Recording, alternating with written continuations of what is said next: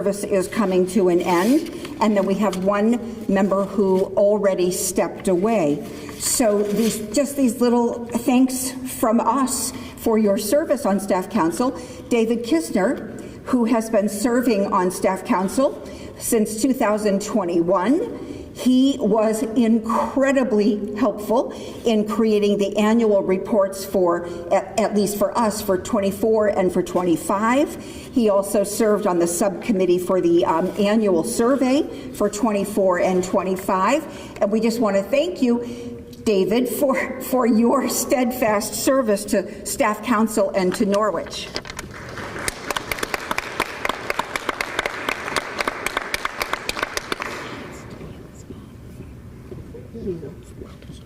Yes. Thank you, David. Kelly Sutton-Bosley, who is not here, she stepped away from Staff Council, but she too served from 2021 and stepped away here in 2025. She served as the Staff Council Secretary in 2023, and she was the Vice Chair in 2024. And I'll make sure that she gets this from us for the work that she did for Staff Council as well. Great.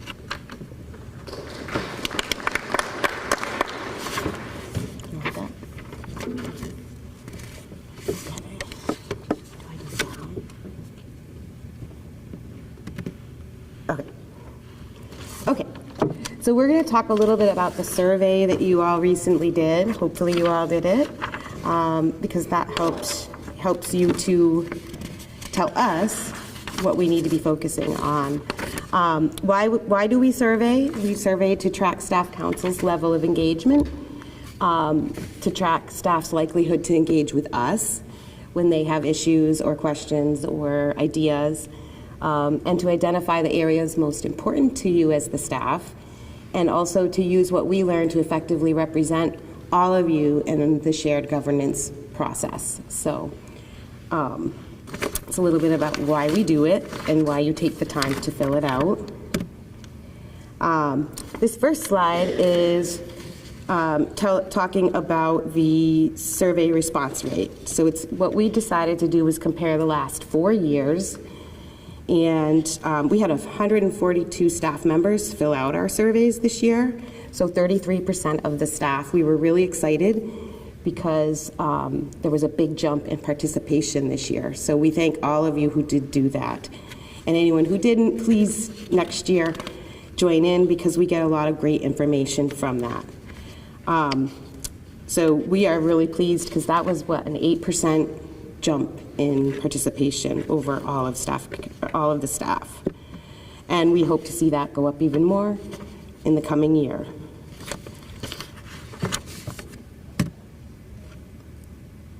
Okay, engagement ratings. So these are the first 2 questions on your staff survey. So basically, again, we're comparing the 4 years on overall engagement. We were really excited to see that we have improved our ratings this year over last year in both how engaged is Staff Council and staff's likelihood to reach out to the Staff Council. We saw a nice jump there. And we achieved our highest ratings in both of those engagement categories when compared to the prior 3 years. So the blue is how engaged we are. The orange is how likely people are to reach out to us.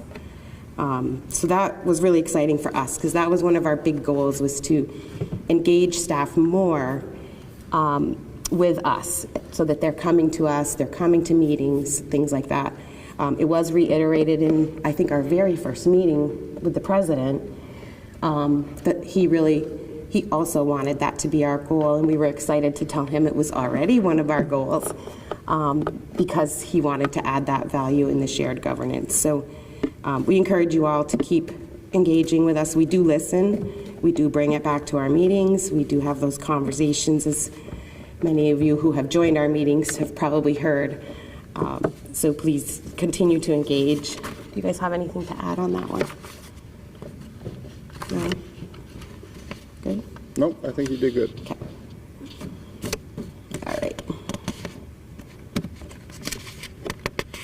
So this next one is the same slide, but you probably noticed that the survey had a new question in it this year, and it was around communication.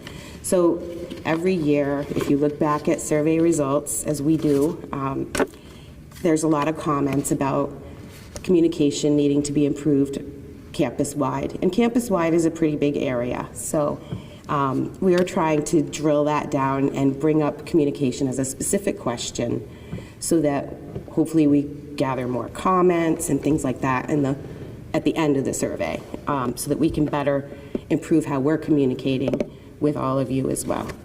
So the question that we added was, on a scale of 1 to 6, how effective is staff council communicating to you notice of meetings, coffee with the council dates, staff call or assemblies, and notices of important staff matters? So basically, this is our first year rating, and it's shown in the green there, and we rated a 4.77 out of 6, which we were kind of impressed by. So that was exciting. I think we can grow on that, and we'll talk about that a little bit in the next questions, but communications can always be improved. But it's a starting point, and we'll continue to track it. It will stay on the survey, and we'll see how we progress, hopefully upward in coming years. I'd just like to point out that it's really been a combined effort from a lot of different members on staff council, not just the officer team. So we've really been pleased with how we've been able to leverage all of the talent on our council, from Megan Liptak and the Office of Academic Research, meticulously getting communication out on the NU notices, also to the individual members, making sure that you're communicating with your constituents on a regular basis. We're really just trying to make sure that we're utilizing all of the different methods that we have available to us to communicate with different staff members, recognizing that each and every one of you use different methods to stay in touch yourself. So we're just trying to make sure that we're hitting on all of those variables and making sure that communication is the key to getting that engaged activity. And it's really been showing off in a lot of our meetings, our participation in the meetings. I think we're going to show some of those numbers possibly. Yeah. Do we have attendance numbers? We can talk about that. Yeah, you want to add that? Sure. When I went back through the past year, when we first started as the council as we know it now, there might have been 12 people, including staff council, who were present at our meetings. And over the course of the past year, those numbers have gone up and up and up. On a regular staff council meeting, when we have been online only, it's not uncommon for there to have been 20, 25, 26 or more. And when we have hosted the in-person meetings, that second meeting of the month, we have had 30 or 40. It's just been astonishing.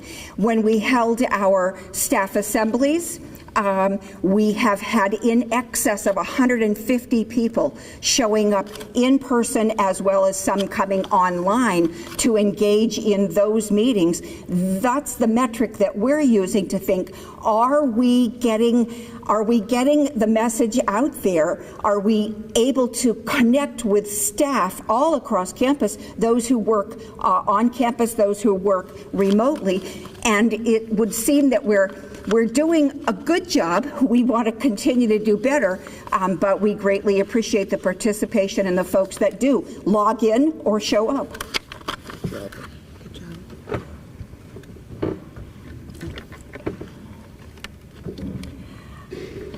All right. So then further into the very short survey, we have the same questions of ranking in areas of importance. What is most important to staff?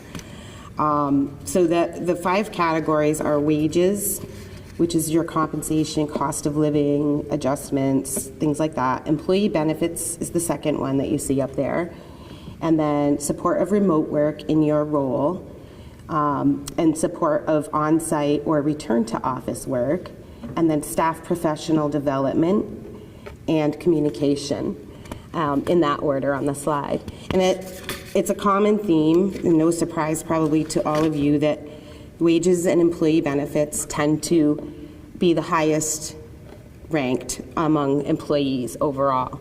Then we see probably professional development and communications fall in just behind those two things. So based on other feedback that we get, this kind of aligns with what we're hearing from people on a day-to-day basis as well. So that's great because it gives us the opportunity to focus on those things, and we do. We have conversations with the president when he asks what the priorities are for staff, and we do communicate these things to him. We share our ideas. If he wants feedback, we provide that.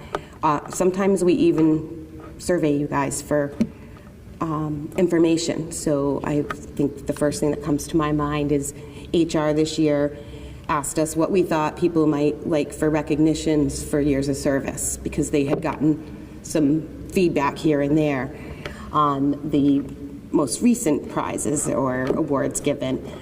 So we reached out to all of you and said, hey, take a few minutes and let us know what is your preference for what you get to be recognized for years of service. And many people did participate in that, and we passed all of that information on to HR, which they will now use as they evaluate going forward how to recognize people. So anyway, so the rankings do help us a lot. This next slide is another view of it, and it just kind of breaks the numbers out a little bit differently. But again, you can see that wages and employee benefits are the top ones on people's minds. And we heard the president this morning say that he is looking at addressing wages and compensation. So we're excited to hear that, and we hope he will continue to include us in those conversations for you.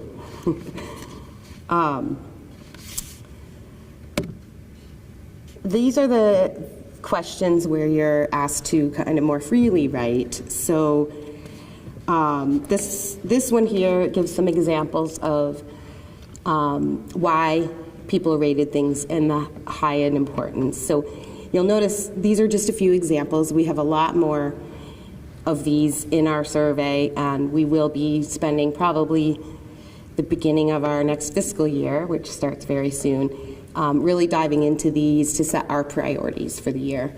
But a lot of people are feeling really strapped, right, with cost of living increases and wages not being where they feel they are fair, and it's understandable. So we did capture that, and that was a lot of the recurring theme in these. Benefits was also one, with the cost of health care going up and things like that. So anything to add on that? No? Okay. Topics staff feel staff council should focus on. In this area, there's a variety of topics that came up, but a recurring theme that we noticed in first review of this is communication still. So again, as we alluded to earlier, we will continue to have that survey question in our survey, and we will read through all of these and find ways to continue to improve that so that you all feel comfortable coming to each of us, and we build better relationships between staff and staff council representatives. We each have our constituencies that we've tried to really reach out to more. Hopefully you're getting used to our names if you don't sit in the same offices as us, and you will feel comfortable reaching out to us. Good? Good. What role do you envision staff council can play? Again, this is another one where we saw additional comments about communication, actually, between staff and faculty, between the shared governance groups, staff council, faculty senate, and the student government, actually. There were a few comments about finding out what the students want and really collaborating with the student government, which we did not do this year, but it's something that we've talked about, so we will probably I'm going to make a guess here, be trying to engage with them a couple times during the academic year. But we'll talk about that more as a full council and how we want to engage in that. And also with leadership, we do communication with leadership. The president's been very open. His doors have been open to us if we need to talk about stuff. And he will seek out information from us. So the draft strategic plan, he actually shared with us so that we could share it with you before he did his final draft and get feedback. And we did collect that and share it. So we'll continue to do that with HR and, the president and other leaders, right, on campus. We also want to encourage you to continue to communicate with us. One thing I just want to point out that happened this year as a result of a staff member communicating with staff council, everybody enjoyed an extra day off at Christmas. That happened because a staff member reached out to us, was noticing the schedule, recognized that there seemed to be a deficiency in the way that schedule was approved by the previous administration. We brought it to the office of the president and gave him the opportunity to make a different decision, and he did. And we all got to benefit from having that extra day off. So there's a lot of different ways you can use your staff council, but I just continue to encourage you to communicate with us and give us an opportunity to support you and advocate for you in the ways that we should be. So. And when we talk about communicating with us, you need not wait for us to send you a survey.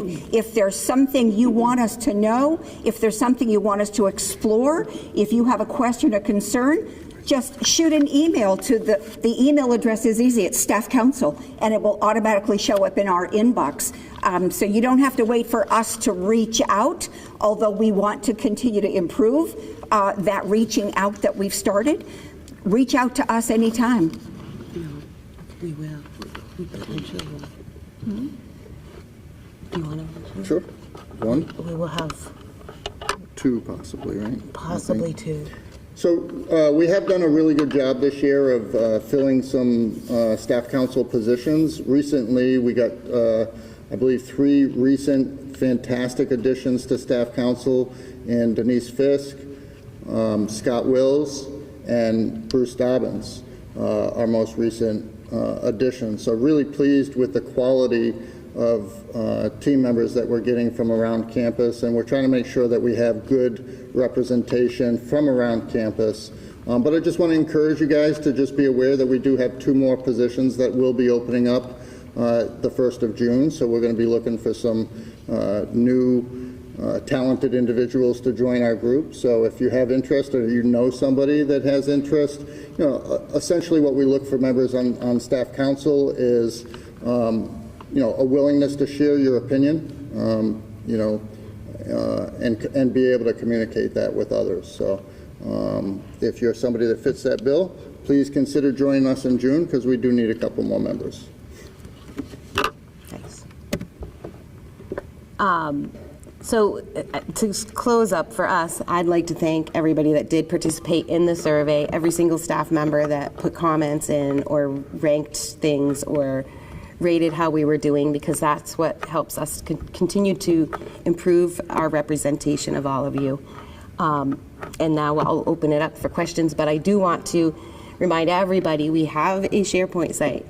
And we upload all of our meeting minutes and things. I know it's not always easy for people to come join us in our open meetings. All of our meetings are open except our annual meeting, which is closed because we elect our officers and do some other things. But we welcome you to Coffees with the Council, our regularly scheduled meetings, and that schedule is on that site. All of our meeting minutes, if you can't come, are on that site, and we do give a virtual link to meetings as well. So I encourage you to visit that. When we get a more detailed report of the survey, that will also be published on there. Our annual report will be published on there. So we invite you to visit. That's where everything will be that you want to see and track on how we're doing.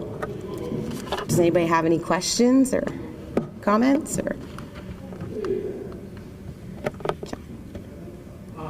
would you speak to how members are selected and how these positions that are opening up would be filled? So you can self-nominate yourself, or somebody in your office might nominate you. That can happen too. And then what happens is we will schedule I think it's a pretty easy interview with the full council. We usually do that in an executive session at the end of our meeting so that you're not being interviewed in front of all other staff who are just joining. And then we will make a decision on the fit.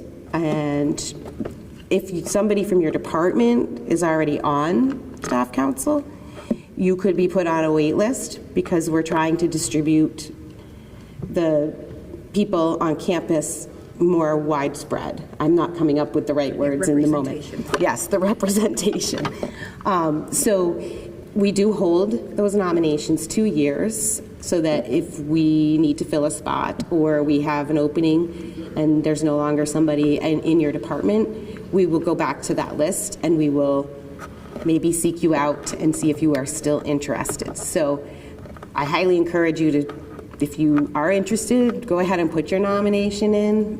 And if you know somebody from your department may be getting done within the next year or so, go ahead and put your nomination in. And if we can't get more widespread, we will maybe fill that position anyway, but that's how it works. Did I forget anything? The balance, male, female. Well, we don't exempt. really, I mean, we look at that. Yeah, That but- wouldn't negate anyone from coming on. No.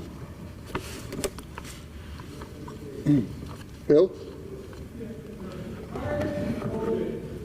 We had an ongoing process with the staff, with various departments briefing their areas, IT, public safety, comments spoke about the core cadets. I think there's a need to bring that back. Is there been any discussions? Yeah, that's a really good comment, Bill.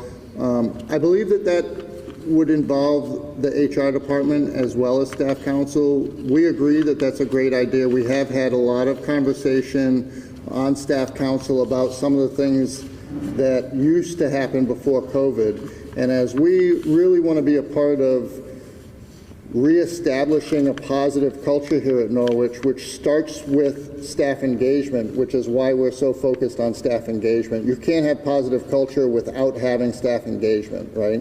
So that's really where we're starting on that. But we have had a lot of conversation. We do recognize that some of the things that made the Norwich culture went away during COVID. And so some of the things we've tried bringing back are, we're intentionally having in-person meetings on staff council. The second meeting of every month is in person. We've also been offering lunch.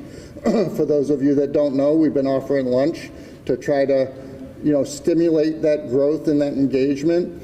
So please come join us in that second meeting of the month. We offer lunch. We've been making sure we've gone back to in-person coffee with the councils. We've been adding refreshments to that meeting to help with staff engagement. There's been a lot of conversation about some of the things that President Richard Snyder used to do in line with the onboarding. He used to have breakfast, I believe, whether it was once a month or once a quarter, with everybody that was new. I just had the privilege of meeting Richard Snyder actually this past weekend. I've seen him at a lot of events, but it was a lot of staff members that have been here for a long time that talk about how he used to, really remember your name. It wasn't just about going through the motions, right? It was really impactful to the staff. So we do need to establish some more things like that that Norwich used to do. So we definitely want to be a part of that. That one I believe would also involve the HR when you look at onboarding and things like that. But that's a great suggestion that we'll continue to work on. Thank you. Any other questions? All right, I think that we're at the end of our time. We appreciate everybody being here to join us today, and we look forward to serving you further in the future. Thank you.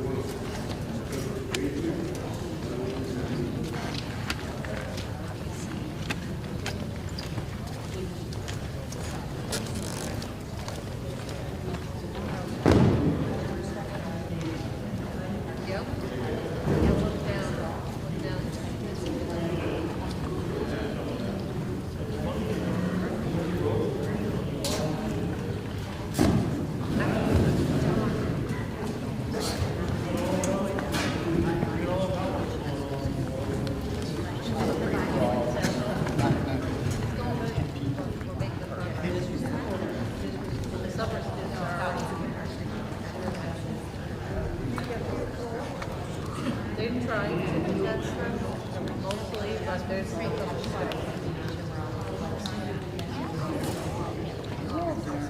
Fine for now. I've started recording now. That's been my goal. I bring the camera.